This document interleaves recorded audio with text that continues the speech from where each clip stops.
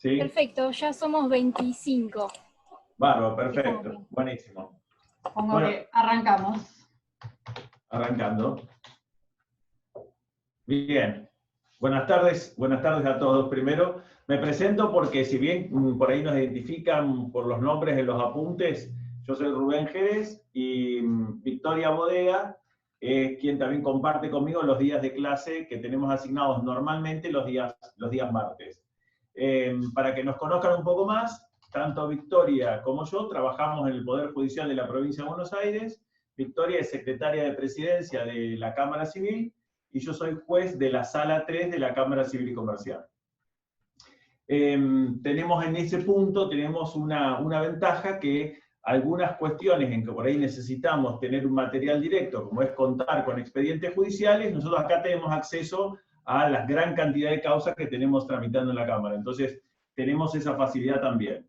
Les digo, porque con Vicky ahí veíamos en el apunte hace un ratito, que algunas hacen referencia a ver, ¿cómo es que decía? Ver anexo. Me dice Vicky, algunas cuestiones no las agregamos al anexo, las vamos a agregar, que van a ser directamente copias de lo que encontramos en los expedientes sobre los temas que estamos tratando, ¿sí? Por ejemplo, copia de la resolución que aprueba el testamento, copia de la resolución de apertura del juicio sucesorio, que es todo lo que versa la unidad 18. Bien, hecha esta aclaración, después con respecto al material con el que van a trabajar, ¿es el apunte que ya está subido o no? Sí, el apunte ya lo miré hoy en el sitio, dice punto 2 previo y están todos los apuntes de lo que sería esta segunda parte. Nosotros preparamos el apunte de la unidad número 18, que es proceso sucesorio, y 3 puntos de la unidad número 17, que se denomina procesos especiales. Son 3 puntos preparados por el doctor Jerez, la doctora Bodega y la doctora Hernández, que somos los que damos los días martes a las, ¿qué damos? A las 18:30 horas, en este momento a las 15. Bien. Más allá del apunte, ustedes siempre recuerden que para cualquier cosa que no lleguen a entender o que les falte o que quieran alguna aclaración más, recurran a los textos que están como anexo en el programa, ¿sí? Las obras clásicas de Palacio, de Arasi y de los demás profesores o autores de Derecho Procesal Civil. Eso como complemento. Y acuérdense también que siempre cuentan con la posibilidad de acceder a páginas web que lo van a ayudar. En el caso particular nuestro, si hacemos referencia, en este tema por ahí no, pero en otros por ahí sí, a referencia a fallos, pueden ver la página web de la Suprema Corte de la Provincia, que ahí también van a encontrar jurisprudencia que buscan por voces y van a encontrar tal vez material adicional si quisieran investigar un poquito más. Yendo a lo concreto hoy, es unidad 18, proceso sucesorio. Voy a hacer una aclaración inicial. Estoy acostumbrado a la clase parado, por eso es que digo, Vicky, yo me quedo parado, ¿no? Si quieres sentar. Pará, ¿vas a hablar ya del tema en particular? No, en general. Dale. Lo más importante es para arrancar esta unidad, ustedes sucesión no es algo que les resulte una palabra rara y desconocida, porque cualquiera en su familia o por amigos, siempre se habla de sucesiones cuando se está hablando de un trámite que hay que hacer judicialmente para que te declaren heredero y a su vez para que te transmitan los bienes que dejó la persona que falleció, ¿sí? Esa es la idea general, común y corriente que cualquier persona tiene de lo que es un juicio sucesorio. Pero acá, antes de arrancar específicamente, yo lo que quiero que tengan en cuenta es que olvídense de todo lo contradictorio que vieron en la mayor parte del programa, porque casi todo lo que estaban viendo en la primera parte era la secuencia de los juicios de conocimiento, en los que hay un actor y un demandado, ¿sí?, que discuten sobre una determinada cuestión. El proceso sucesorio, miren, si les tengo que decir algo, es un proceso en realidad que tiene más que es más administrativo que estrictamente judicial. ¿Por qué le digo que es más administrativo que judicial? Porque en realidad no se trata de un conflicto entre partes y en este tipo de juicios se estableció por ley que debía estar en tribunales, pero en otros países, por no ser estrictamente jurisdiccional lo que se está decidiendo en una sucesión, directamente se puede hacer de otra manera. Por ejemplo, ante escribanos públicos. En España, por ejemplo, si hay que hacer una sucesión y todos los herederos están de acuerdo, no hay ninguna discusión de quiénes son los herederos y qué es lo que hay para transmitir, se puede hacer directamente la sucesión ante una escribanía. Eso en nuestro país no.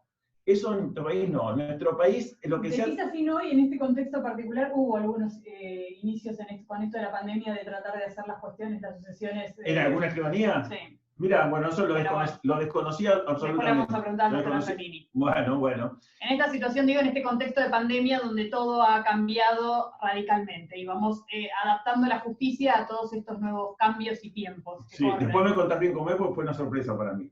En principio, nosotros tenemos para la sucesión, sería una función administrativa, pero ejercida por el Poder Judicial, porque así lo dispone la ley. O sea, tramitan en tribunales porque así lo eligieron los legisladores, pero no es porque sea estrictamente jurisdiccional la cuestión, ¿sí? Hecha esa aclaración inicial, ¿sí?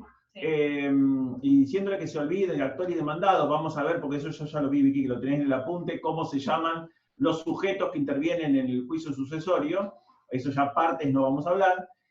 Tengan en cuenta que es el juicio, esto ya yendo más para el futuro de ustedes, es el juicio más deseado por cualquier abogado que está ejerciendo la profesión. ¿Por qué? Porque es un juicio que en principio no le trae grandes complicaciones, no tiene que discutir con nadie, y en todo caso, si se equivocan en algo que presentan en un trámite de sucesión, ustedes como futuros abogados, van a tener la posibilidad de corregirlo, porque el juez les va a decir, bueno, no, lo que estás pidiendo le falta tal recaudo, y lo podés, digamos, reiterar al pedido haciendo las correcciones que te pide el juez.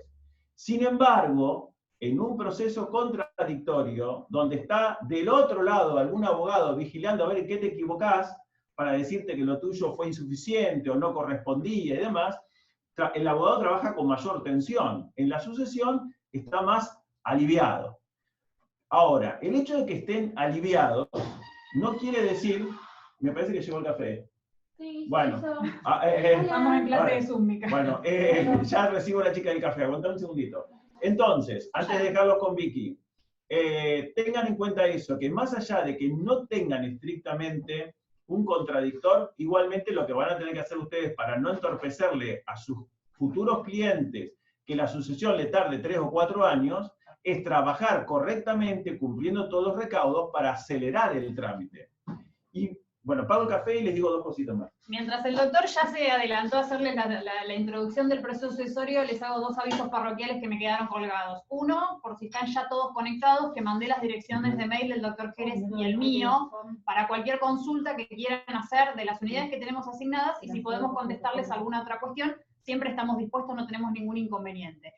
La segunda cuestión importante para el estudio de esta bolilla es que tengan a mano no solo el apunte que nosotros les enviamos, sino la continua lectura del Código Procesal Civil de la Provincia de Buenos Aires y el Código Civil y Comercial. En este proceso en particular es muy importante que tengamos en cuenta la influencia que ha generado nuestro Código Civil y Comercial en nuestro Código de Procedimientos, incluso dejando en desuso muchísimas normas procesales que van a leer en el Código de Procedimientos y vamos a tratar de señalarlas. Y sumado a estos 2 códigos, sé que ustedes ya por disposición de la cátedra tienen la orden de estudiar el Código Procesal Civil y Comercial de Nación. Así que tengan en cuenta esto también. No hay en principio grandes diferencias en los códigos, y nosotros solemos poner las referencias del Código de Nación en el apunte, pero hoy estuve leyendo con más detenimiento el apunte y veo que no hay muchas cositas, así que algunas observaciones que hice se las voy a ir comentando mientras charlamos del proceso sucesorio, pero tengan en cuenta toda esta bibliografía. Incluso si la tienen a mano, como nosotros le decimos siempre en la clase, vayan a buscarlo, nosotros tenemos acá los códigos, vamos a leer los textos, es importante que tengamos en cuenta las palabras y leamos la utilización de la norma al caso concreto. Es muy importante en este proceso en particular porque, ya les digo, el Código Civil y Comercial ha generado una movilización importante, una modificación importante en muchas cosas. Ahí veo que Guadalupe fue a buscar su código, me parece fantástico, hagan todos lo mismo, Civil y Comercial y Procesal de la provincia por lo menos. Dicho esto, continúo con la presentación. No, la presentación era eso, más que nada yo hago un poco de visión para el futuro. Ustedes cuando están estudiando tienen que estar pensando que están a nada de ser abogados, ¿sí? Ustedes están más o menos en el 3er año de la carrera, en 2 años o 3 terminarían y estarían ejerciendo. Entonces, siempre estudien con la idea de esto me va a servir, esto va a ser útil. En particular, la sucesión es un juicio que casi seguro como abogados van a tener que llevar a cabo en algún momento. Entonces, más allá de tener la finalidad de aprobar este examen, piensen que lo que aprendan de esta bolilla les va a servir para cuando alguna vez tengan que hacer un juicio sucesorio. Les digo, no se mueran por decir, ¿qué me pasa si me equivoco? En la sucesión, después como abogados van a tener la oportunidad de corregir, porque les digo, no tienen contradictor. Pero es importante, primero que lo sepan para el examen, y además porque si ustedes hacen todo correctamente en la sucesión, el juicio va a ser mucho más rápido cuando ejerzan, ¿sí? Además, sirve para otra cosa, saber bien cómo es el trámite de la sucesión, porque podría llegar a pasarle, como es más frecuente de lo que uno quisiera, que los que nos equivoquemos seamos nosotros. Digo nosotros por los que trabajamos en el Poder Judicial. Imagínense a ustedes que si están tramitando una sucesión y el juzgado se equivoca y les pide requisitos que la ley no exige que se deban cumplir en este juicio, si ustedes lo saben, pueden advertirlo y decir, no, señor juez, planteo revocatoria porque en realidad lo que usted me está exigiendo no corresponde a este proceso, porque, por ejemplo, no es testamentario o por lo que fuera. ¿Se entiende? Para eso sirve conocer los trámites de cada uno de los planteos que se hacen en sede judicial. Bueno, yendo a lo concreto y arrancando, ya estamos bien en la hora, arrancando con el punto 1 de la unidad 18 que dice... Vamos, punto 1 dice sucesión universal. Vamos a tratar de respetar un poco los puntos del programa, pero si me los voy salteando es para tratar de hacer este pantallazo general que dijo el doctor Jerez en este ratito de tiempo que tenemos y tratar de que queden claros conceptos generales y después ustedes con el apunte puedan profundizar en cada uno de los temas y cualquier cosa nos consultan vía mail. ¿Qué es el proceso? ¿Qué tipo de proceso es el proceso sucesorio? Ya el doctor Jerez les hizo toda la introducción, pero para ir al punto general, que dice sucesión universal, sucesión universal, es un proceso de tipo universal. Nuestro derecho tiene dos procesos universales, el proceso sucesorio y el proceso concursal. Esto ya lo deben saber. ¿Qué significa? Tal vez, perdón, ¿ustedes tuvieron en procesal, tuvieron clasificación de los procesos universales y singulares? ¿Lo tuvieron acá o lo tuvieron en la otra? Pues la introducción al derecho procesal. ¿Alguien tiene el micrófono abierto? En elementos lo tuvimos. En elementos, bueno. Los que usaron elementos, ahí tuvieron clasificación. Bueno, singulares es los juicios que tramitan con respecto a un bien en particular, ¿sí? A algún reclamo en particular, mientras los universales son aquellos juicios en los que está comprendida la totalidad del patrimonio de una persona. Ahí está en juego todo el patrimonio de la persona. Y esos juicios son solamente dos, los que mencionó Vicky, que es uno es el proceso sucesorio y el otro es el proceso concursal o la quiebra. ¿Sí? Ahora, yendo al sucesorio. Yendo al proceso sucesorio, entonces, el proceso sucesorio como primera cuestión decimos que es un proceso universal. ¿Cuál es el principal objeto del proceso sucesorio? El doctor lo adelantó un poquito diciendo que es determinar los sucesores de una persona. Básicamente, de una persona fallecida. Ahí estoy chequeando el apunte porque hay algunos términos que no me están gustando y se los quiero corregir. Dice, determinar quiénes son los sucesores de una persona muerta. Capaz que el término fallecido va mejor. Así que como principal objetivo del proceso sucesorio es determinar quiénes van a ser los herederos de esa persona que falleció. Por otro lado, y sin ir yendo a lo más importante, lo que vamos a tratar de hacer es determinar cuáles son los bienes que tiene esa persona y distribuirlos, que es la finalidad que tiene el proceso sucesorio en general, la liquidación y distribución de los bienes que tenía esa persona que falleció. Otra cosa importante que tenemos que tener en cuenta en cuanto a los caracteres del proceso sucesorio, que se adelantó Rubén también y lo dijo un poquito, esto de la voluntariedad. Es un proceso voluntario. Nos presentamos ante un juez a pedirle que reconozca la calidad de heredero de determinada persona.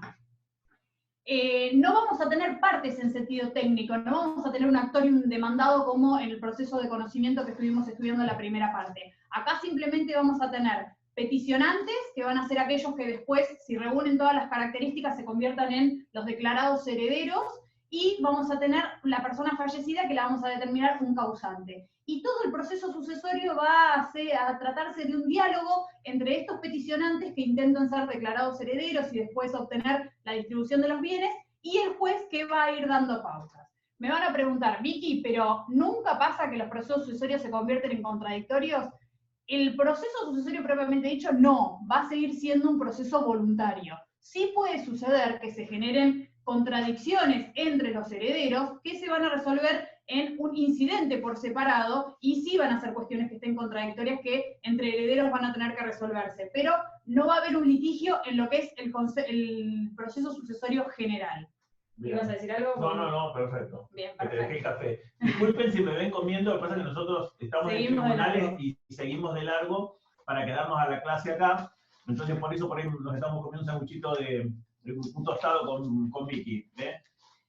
Pero tratamos de ser lo más educado posible y no estar comiendo frente a la cámara todo el tiempo.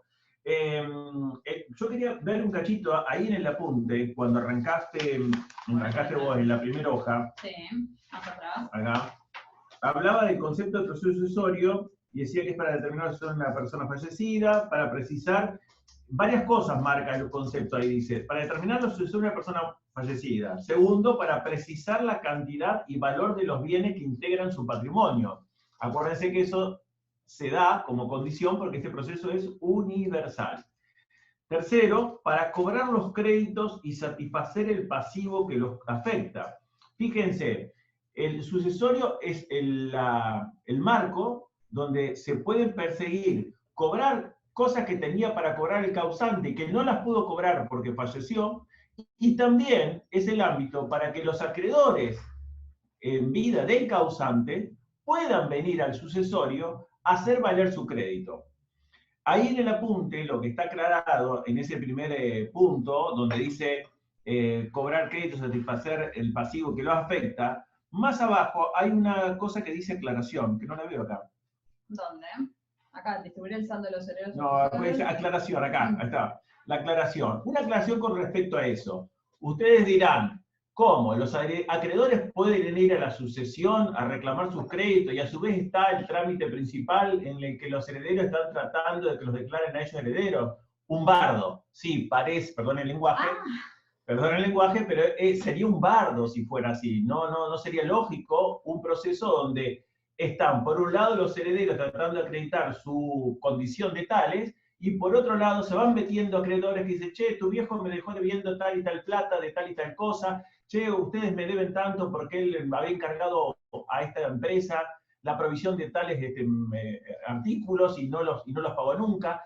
Eso generaría mucha conflictiva dentro del juicio sucesorio. Entonces, cuando le apunta ahí les dice que se satisfacen, ¿cómo que decía ahí? El pasivo que lo afecta, se refiere a los bienes que dejó el causante, no es de la manera que uno está acostumbrado a verlo, como que se van a generar discusiones con cada acreedor. No, miren, la cuestión funciona mucho más sencillo.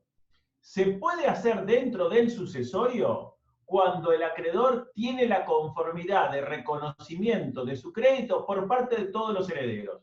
Si todos los herederos dicen, sí, aceptamos que Vicky era acreedora de mi papá y que mi papá le debía los 300.000 pesos, perfecto. En ese caso, se hace una aprobación de la deuda en el expediente porque está la conformidad de todos los herederos.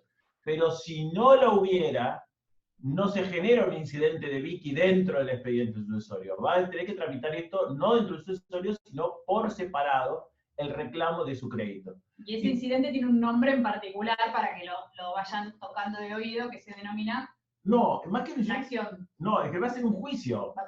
Vicky como acreedora va a tener que iniciar un juicio, no ya contra el muerto, porque no se puede hacer demandas contra una persona que falleció, sino contra herederos de fulano de tal. Es contra los herederos del causante.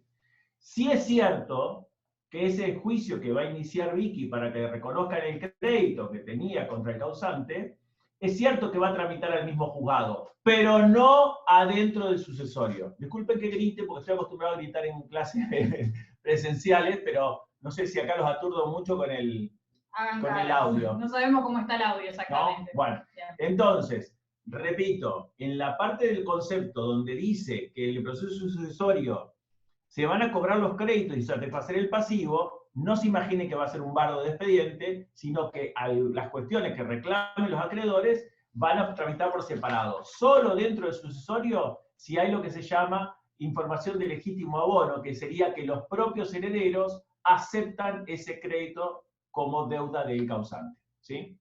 Perfecto. Estoy mirando que el programa sigue con clases, que solamente se las voy a señalar ahora, después las vamos a ver en detalle, que son los dos tipos de procesos sucesorios que hay, que es la sucesión ab intestato y la sucesión testamentaria. Adelanto simplemente que la diferencia fundamental justamente es la existencia de un testamento o la existencia de un acto de última voluntad donde específicamente la persona asigna quiénes van a ser sus herederos y los beneficiarios de los bienes, y la sucesión ab intestato cuando este instrumento no existe. Dejémoslo ahí en pausa y vamos a seguir un poquito, después vamos con los tipos de sucesiones, las diferencias y las etapas que tiene cada una de las dos sucesiones. Herencia vacante no forma parte, estoy leyendo el chat mientras tanto, no forma parte de la clasificación, no. La herencia vacante es un tipo, clasificación me estás diciendo en ab intestato y testamentario. La herencia vacante es un proceso distinto. Sí, no forma parte de la clasificación. Bien. Entonces, estos de tipos de clases. Lo dejamos un poquito más adelante. ¿Y qué vas a dar ahora entonces? Me voy a la parte de competencia, que me parece súper importante que tengamos bien en claro la competencia del proceso sucesorio. Bien en claro para el ejercicio profesional y bien en claro para el examen. Soy clara que es importante que sepan esto para el examen porque suele ser pregunta de examen el tema de la competencia en el proceso sucesorio. Para arrancar con esto, vamos a la regla fundamental, que es el artículo 2336 del Código Civil y Comercial. Perdón, le interrumpo un segundito a Vicky.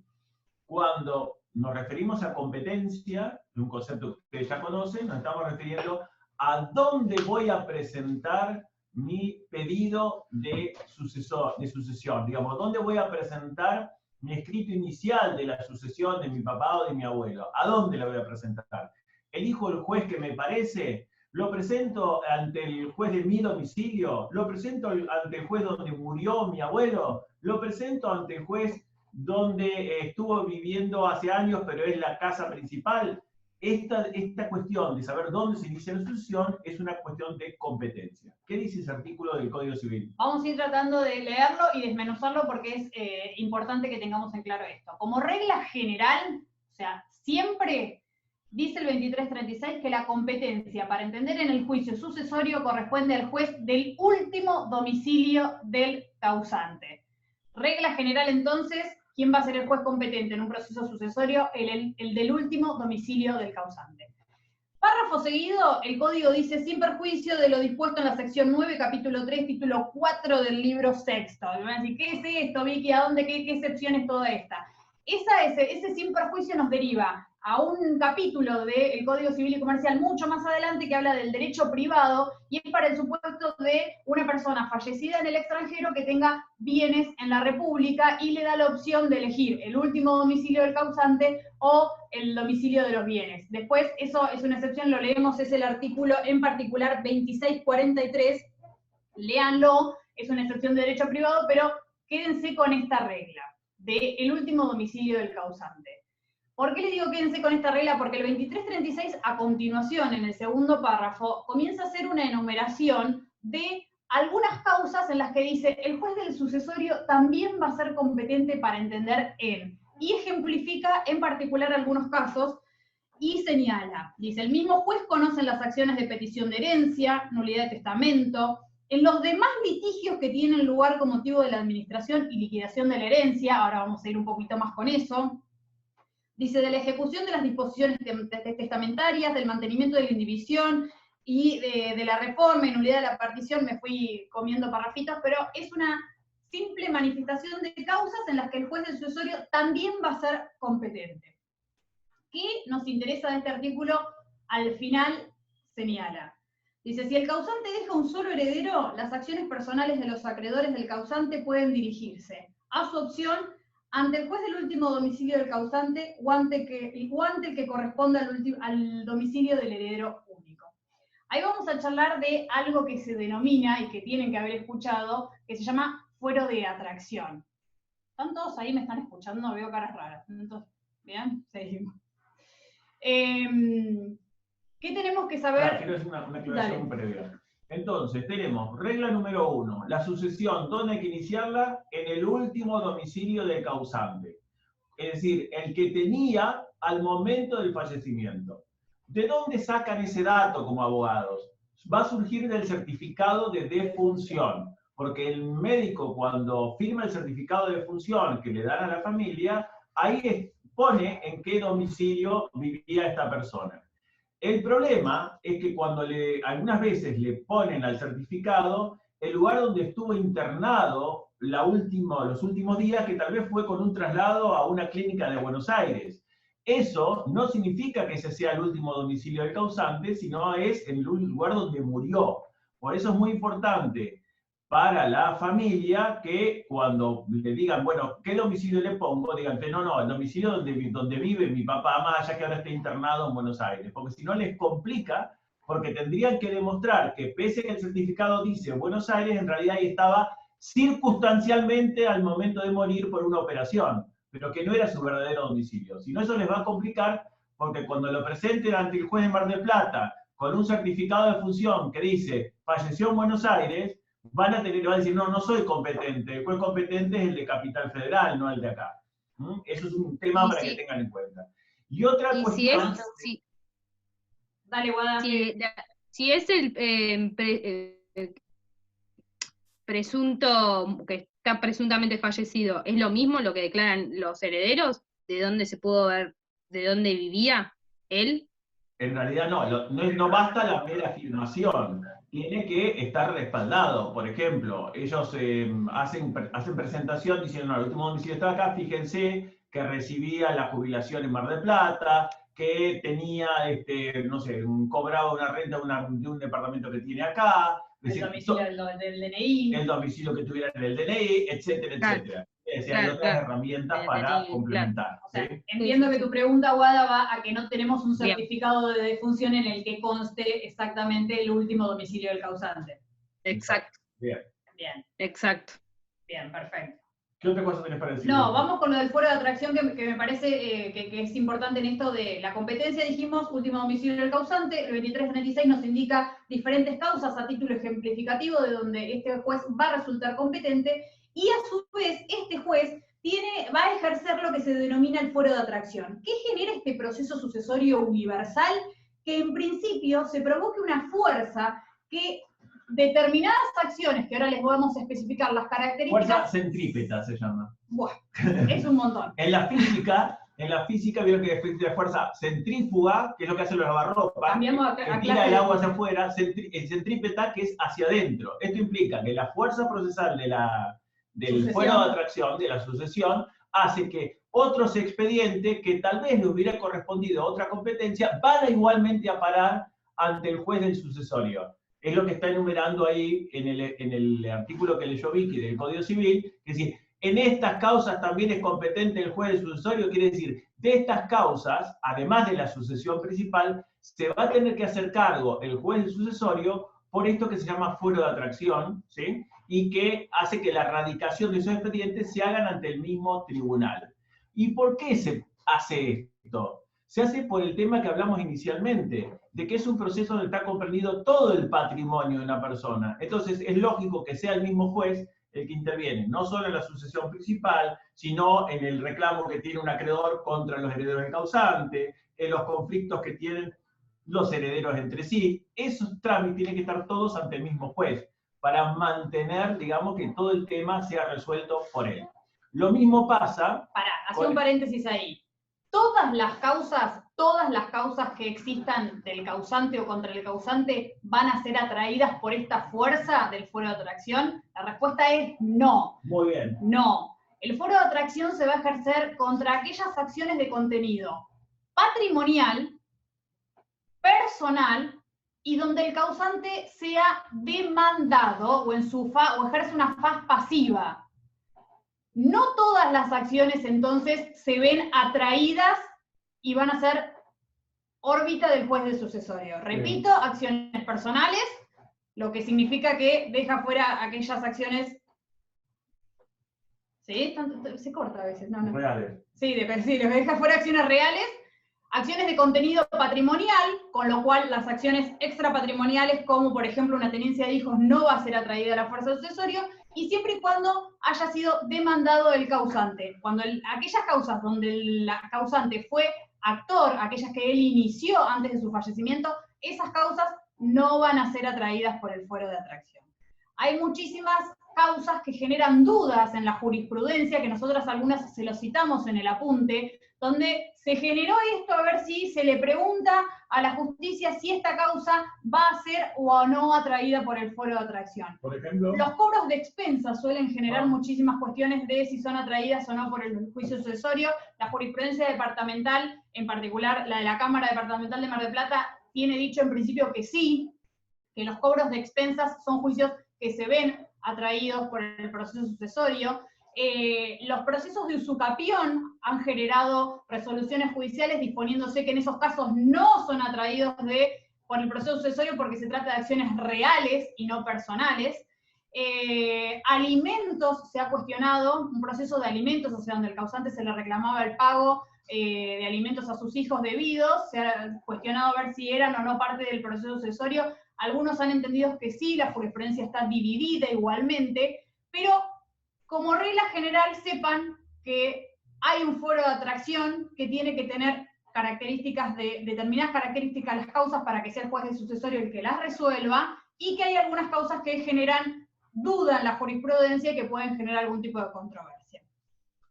Volviendo al último párrafo del 2336 que hablaba del heredero único y relacionándolo con esto que hicimos esta introducción del foro de atracción, este párrafo del 2336 que habla del heredero único hace una excepción a este foro de atracción, porque dice que si existiera un heredero único, voy a leer literal de vuelta, dice que si el causante deja un solo heredero, las acciones personales de los acreedores del causante pueden dirigirse a su opción ante el juez del último domicilio del causante o al de que corresponde al heredero único.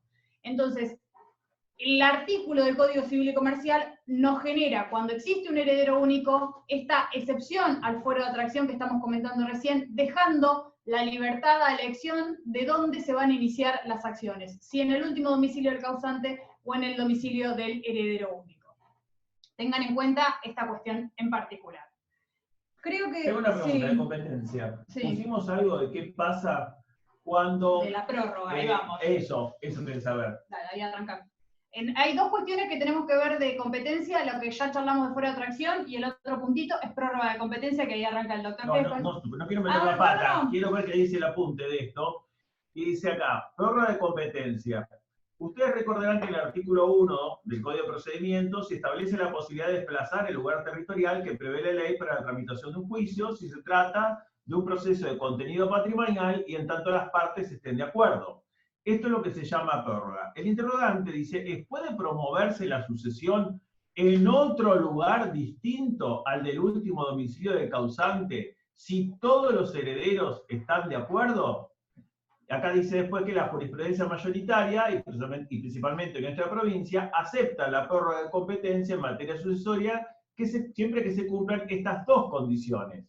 La primera es que todos los herederos tienen que estar de acuerdo y que el desplazamiento sea dentro de la misma provincia. ¿Qué quiere decir esto? Que yo puedo, si mi papá tenía el último domicilio en, no sé, en Dolores, y todos los herederos vivimos en Mar del Plata, podemos solicitar que la sucesión se abra acá en Mar del Plata y plantear la sucesión acá mismo, en nuestra ciudad. Si estamos todos los herederos de acuerdo, aunque mi papá tuviera el último domicilio en Dolores. Pero si nosotros, por ejemplo, viviéramos, en vez de vivir en Mar del Plata, los herederos vivimos todos en Capital Federal, o en Tucumán, o en Córdoba, ¿podemos presentar el pedido de sucesión de nuestro papá que falleció en Dolores? ¿Lo podemos presentar en el lugar donde vivimos los herederos? Sea Córdoba, sea Capital o sea Córdoba. No. ¿Por qué? Porque estamos prorrogando la competencia hacia un lugar que está fuera de la provincia. Entonces, la prórroga de competencia para la sucesión es admisible siempre y cuando sea dentro de la provincia. Y eso es lógico, porque la ley provincial, que es el Código de Procedimiento, no puede tener aplicación fuera de la propia provincia.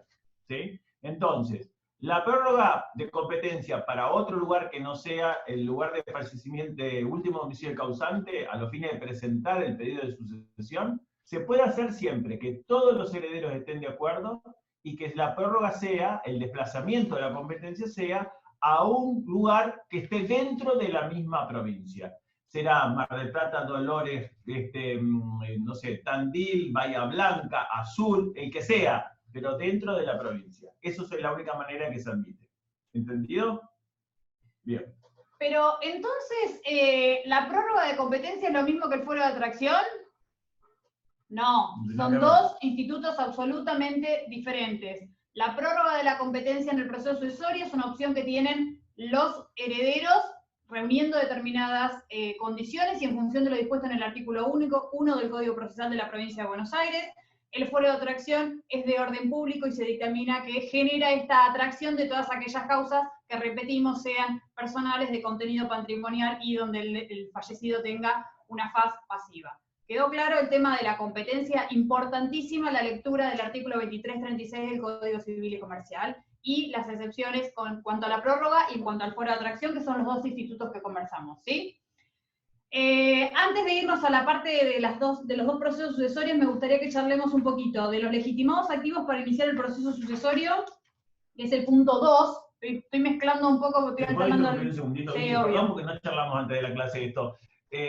Teniendo en cuenta que son las menos 20, ¿sí? Entonces, yo te diría, si no puedes hacer el cuadro general, o te complico mucho eso. No, vamos con eso.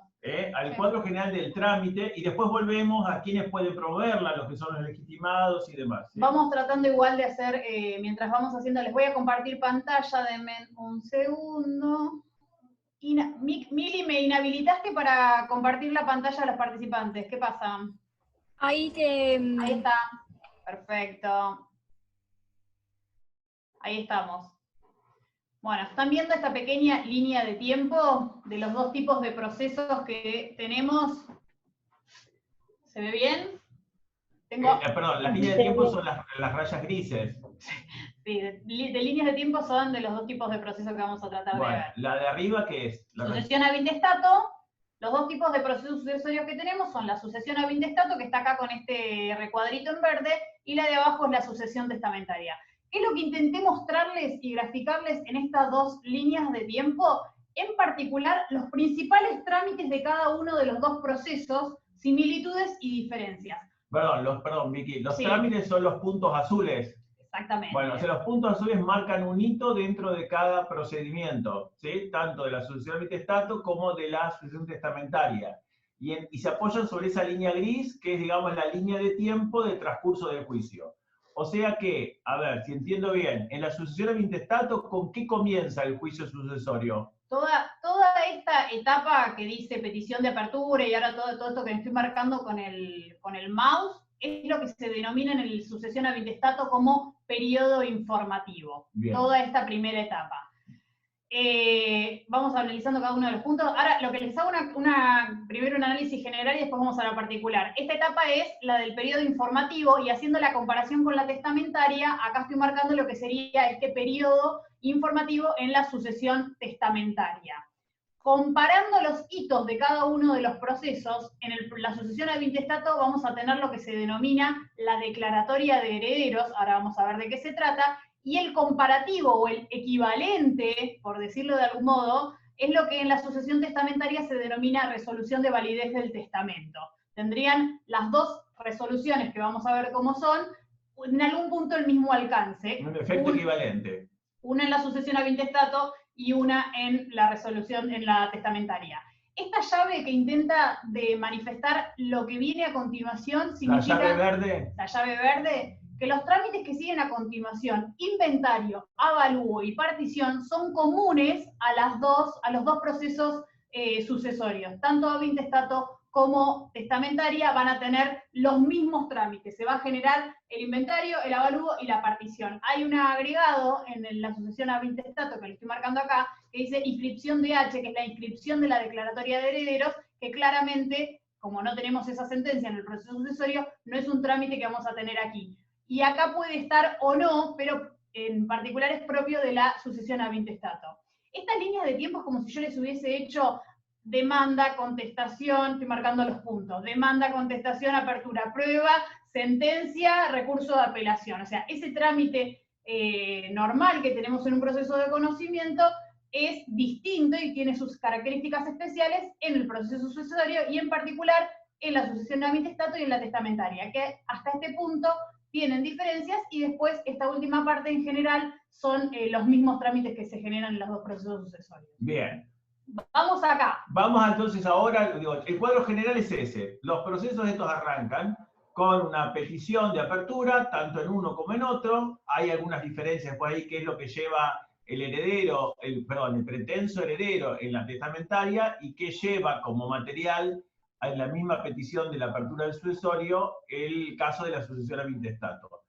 Pero, más allá que después se unifican porque los trámites son iguales para uno para otro, después de la línea verde que marcó Vicky, hay pasos que hay que cumplir al inicio. Tomamos el caso de la sucesión a intestato, el primero, y vemos cómo arranca, con la petición de apertura.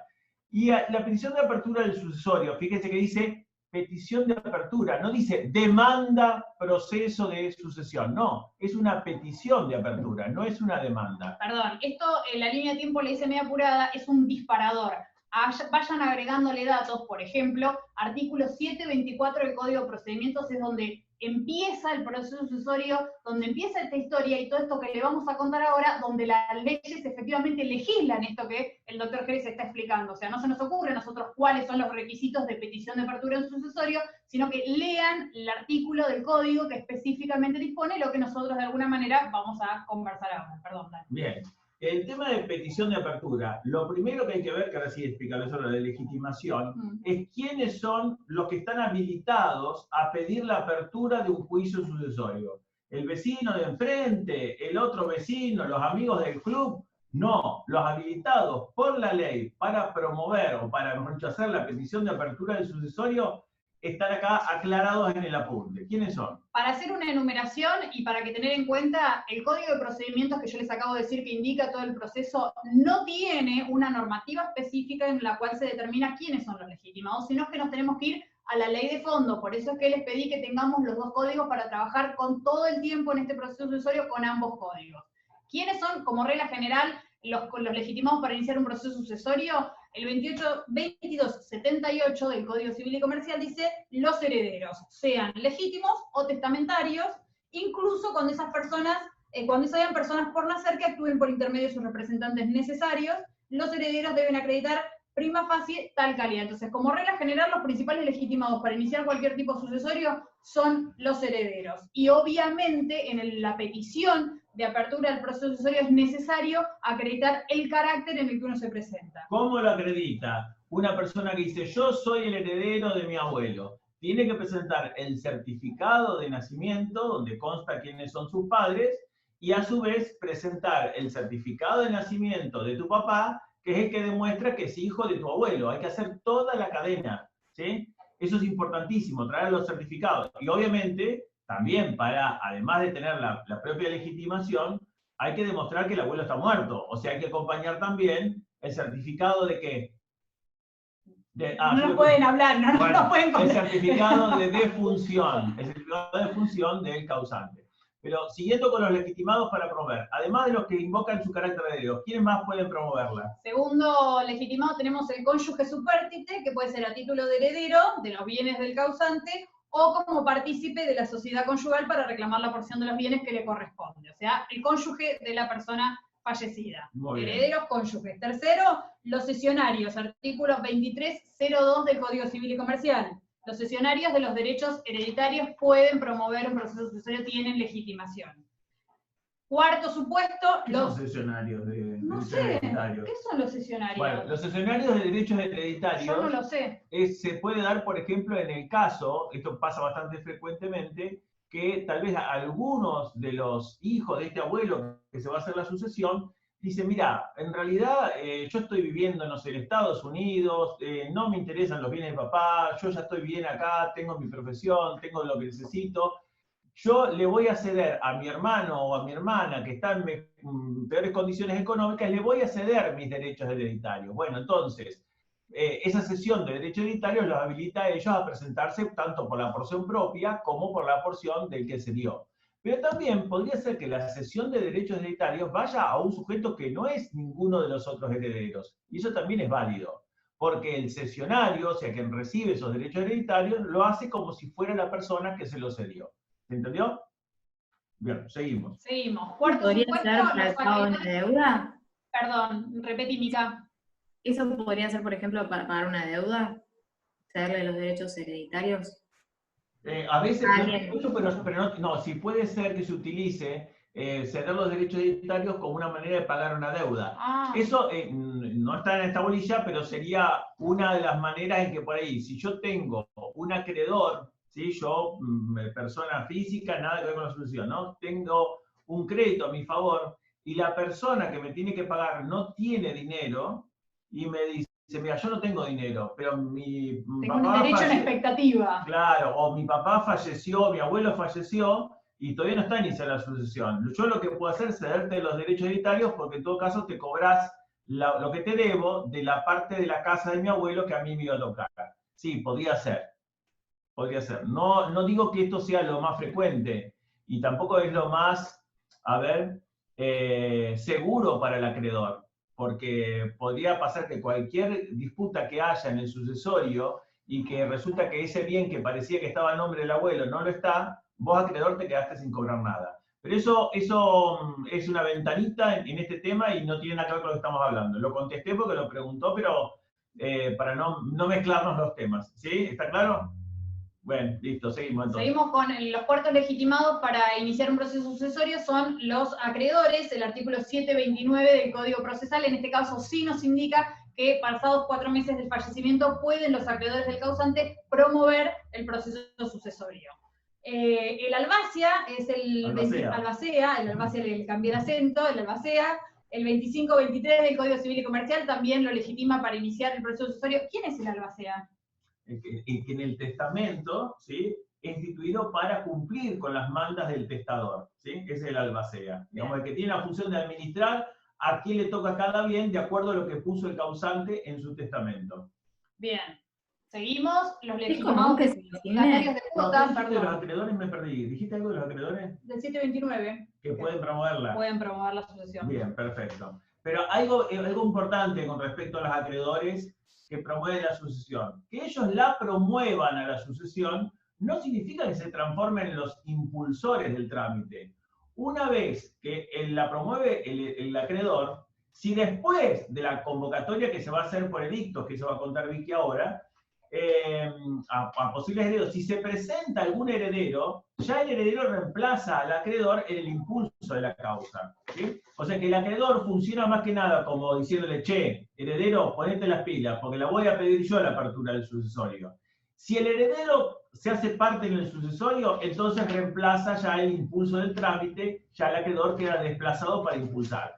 Pero si los herederos no aparecen, entonces el acreedor puede seguir impulsando el trámite. No para que se lo declare heredero a él, pero sino para qué? Para que si llega el momento final del juicio y se determina que hay bienes en cabeza de ese causante, él ya va a poder cobrar de esos bienes la deuda que tenía el causante con él, ¿sí? Pero repito, está habilitado para iniciar, pero si aparece algún heredero, el impulso siguiente del juicio lo va a hacer el heredero.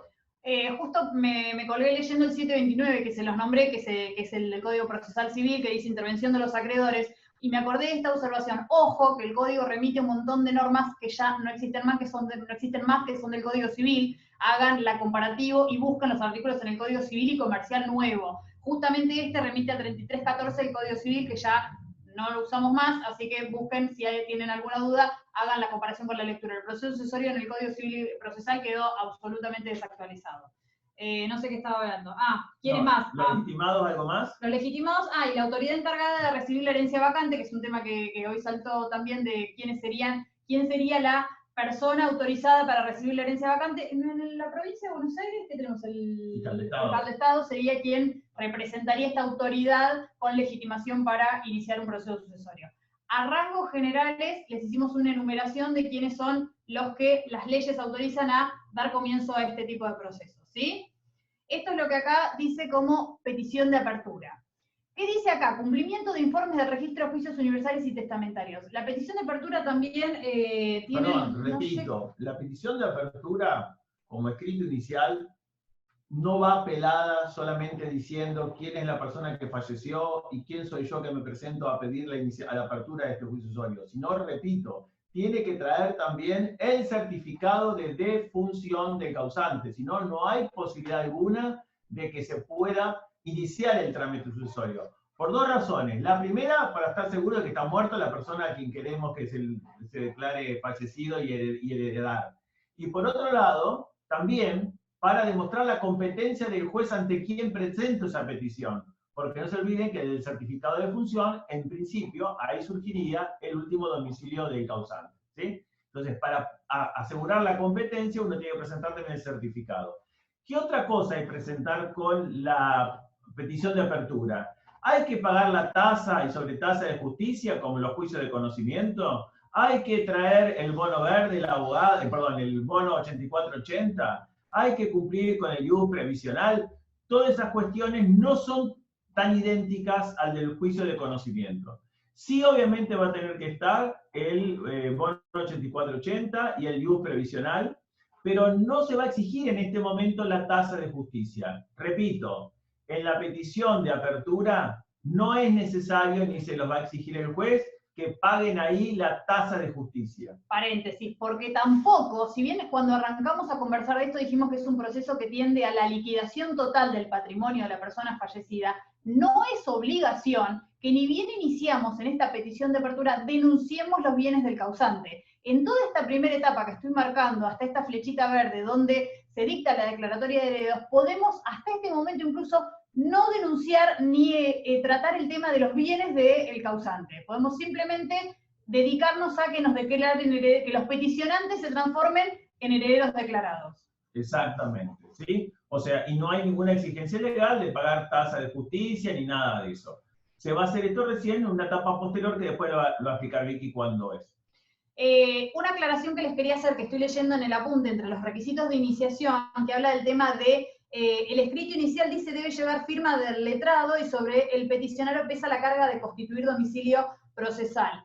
Si bien es verdad que obviamente si nosotros actuamos como patrocinantes de los peticionantes vamos a tener que hacer firmar el escrito de petición de apertura por nuestros clientes, estamos en una situación tan particular con toda esta cuestión de la pandemia que ha salido una resolución entre las millones que sacó la Corte en todo este periodo, donde nos permiten presentar los escritos en forma digitalizada y esta ratificación de actuaciones que tenemos las conserva el abogado en carácter de mandatario y en caso de que se las requiera, o sea que se obligue a presentarlo, el apoderado la va a presentar en el juzgado. O sea, todas estas cuestiones de la forma que tiene de actuar el abogado como apoderado o como patrocinante, o incluso invocando la franquicia del artículo 48, en este momento en particular que estamos viviendo, ha sufrido determinadas modificaciones. Así que si leen alguna cosa en el apunte que les llama la atención o que les parece que no es lo que estuvieron viendo, pregúntenos porque claramente no está adaptado el apunte a las resoluciones de COVID-19. No tienen esa actualización.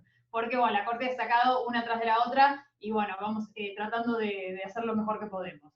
Una cosa importante que les menciona ahí el apunte, en la parte de la presentación inicial, que el abogado que actúe como apoderado no le alcanza como para un juicio de conocimiento presentar un poder general. Cuando se presenta en una sucesión, tiene que tener un poder especial para promover el sucesorio. No bastan los poderes generales, ¿sí?